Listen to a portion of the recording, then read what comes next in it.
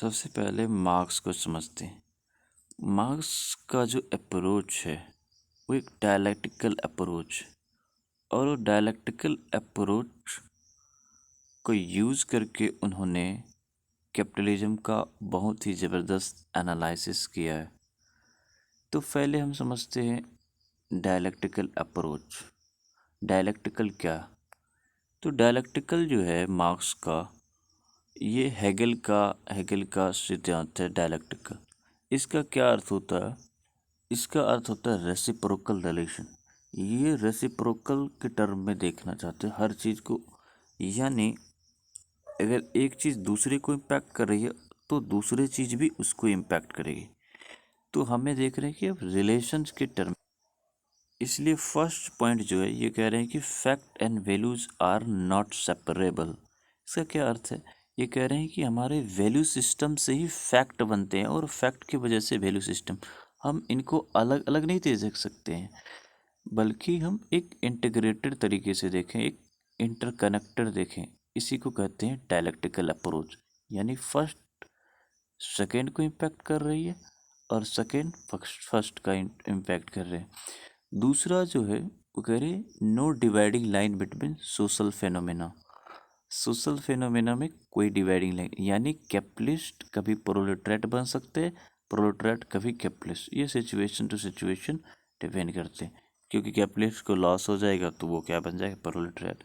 तो वही बताने की कोशिश कर रहे हैं। Relational view of social world. Society को एक रिलेशन के टर्म में देखते हैं, न कि कॉज एंड इफेक्ट रिलेशन में। ये कॉज एंड इफेक्ट रिलेशन में नहीं देखते, और इसलिए ये कहते हैं कोई भी प्रिडिक्शन नहीं किया जा सकता। नो इनएबिलिटीज का मतलब है कि कोई प्रिडिक्शन नहीं किया जा सकता है कि क्या होगा। बट मार्क्स के बारे में कहा जाता है कि वो इकोनॉमिक डिटर्मिनिस्ट थे। लेकिन देखिए, इकोनॉमिक, क्योंकि उन्होंने इकोनॉमिक एनालिसिस किया है तो इसलिए लोग कहते हैं उन्हें इकोनॉमिक डिटर्मिनिस्ट। हालांकि उनका अप्रोच जो है एक डायलैक्टिकल अप्रोच है। और कैपिटलिज्म का जो एनालिसिस है, ये फर्स्ट ये कहते हैं capitalism is an anticipated consequence. यानी कैपिटलिज्म तो गलती से ही हो गया, ये दुनिया में कैपिटलिज्म गलती से आ गया। तो कैसे आ गया? ये कह रहे हैं कि people are highly successful in bringing about the immediate result of our conscious intention, we still fail to anticipate and forestall the undesired remoter consequence।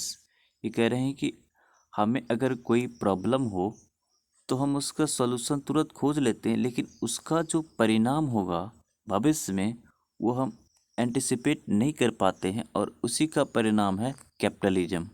और दूसरी बात ये कह रहे हैं कि it is an anticipated because people did not want to create a structure that distort humanity। यानी ये कह रहे हैं कि कैपिटलिज्म जो है ह्यूमैनिटी को डिस्टॉर्ट कर रहा है। अगर ये डिस्टॉर्ट कर रहा है तो हम कैसे अपने मन से एक डिस्टॉर्ट करने वाले सिस्टम को अपने सोच समझ कर ला सकते हैं?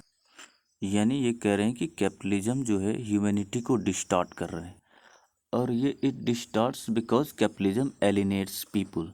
और ये कह रहे हैं कि ये लोगों को एलिनेट कर रहे हैं। एलिनेट कैसे कर रहे हैं? तो हम इसको समझते हैं। अब हम एलिनेशन को समझते हैं। एलिनेशन का अर्थ होता है ब्रेकडाउन ऑफ नेचुरल इंटरकनेक्शन। यानी हमारा जो नेचुरल टेंडेंसी है, यानी स्पीसीज बीइंग, एक नया शब्द उसने इसने क्या लगाया, स्पीसीज बीइंग, ह्यूमन पोटेंशियल, जो हम एक्सप्रेस नहीं कर पा रहे हैं। जो अगर एक्सप्रेस नहीं कर पा रहे हैं तो उन्हें मार्क्स कहते हैं कि एलिनेशन हो। दूसरा मार्क्स कह रहे हैं कि कैपिटलिज्म जो है इसने क्लास क्रिएट किया है। कौन से क्लास क्रिएट किया?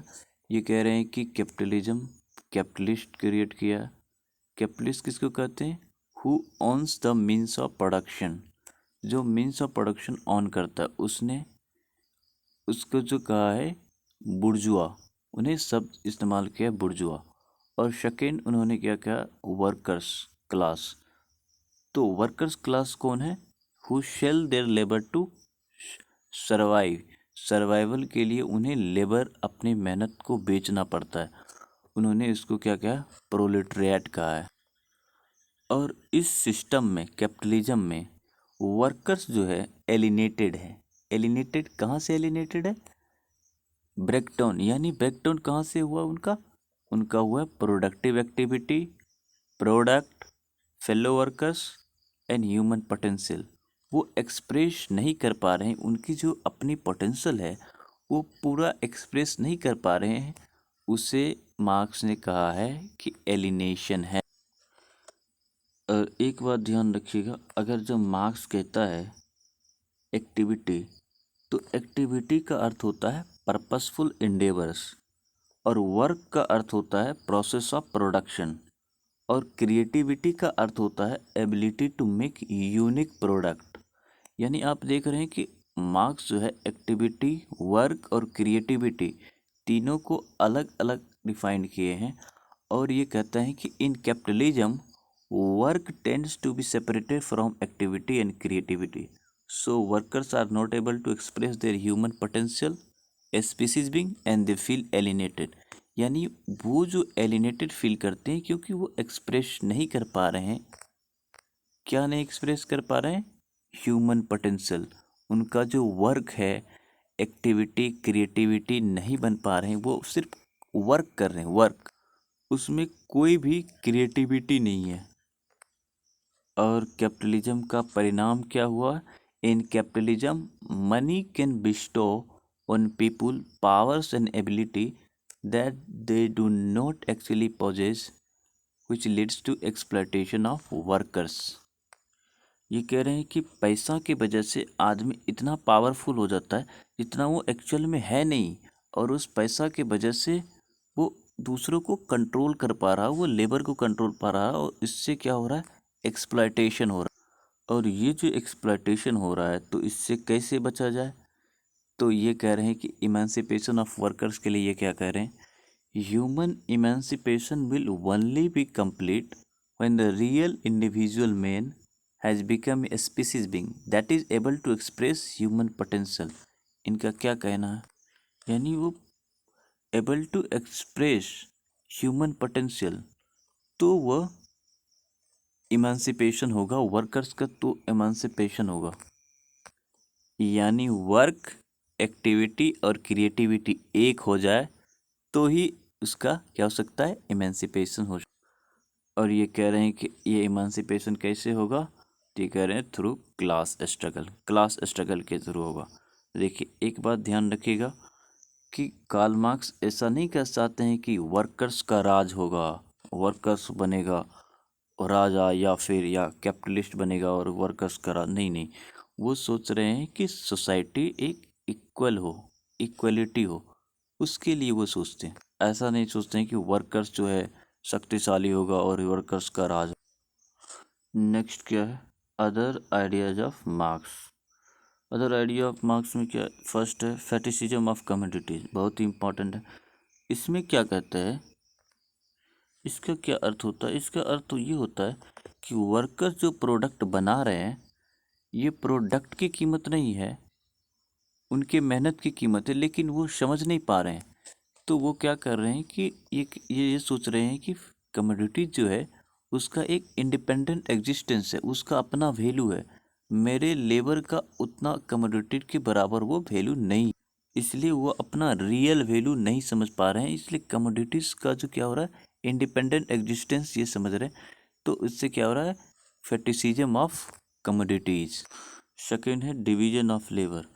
डिवीजन ऑफ लेबर के बारे में कहते हैं कि ये तो और ही ज़्यादा लेबर जो है, वर्कर जो है वो समझ नहीं पा रहे हैं, उनको और ज़्यादा शोषित किया जा रहा है। और डिवीजन ऑफ लेबर की वजह से क्या हो रहा है? Responsible for false consciousness. इससे क्या होता है? फॉल्स कॉन्शसनेस पैदा हो। जब वर्कर्स को ये बात पता चलेगा कि वो जो कमोडिटी है वो उसकी मेहनत का फल है, यानी मेहनत जो कह रहे हैं उसकी कीमत है, ना कि कमोडिटीज़ की, तो तब कहते हैं कि वो एक होगा रियल कंससनेस, यानी क्लास कंससनेस पैदा होगा। और उसके बाद तीसरा आइडिया है, उन्होंने कहा था कि religion as the opium of people.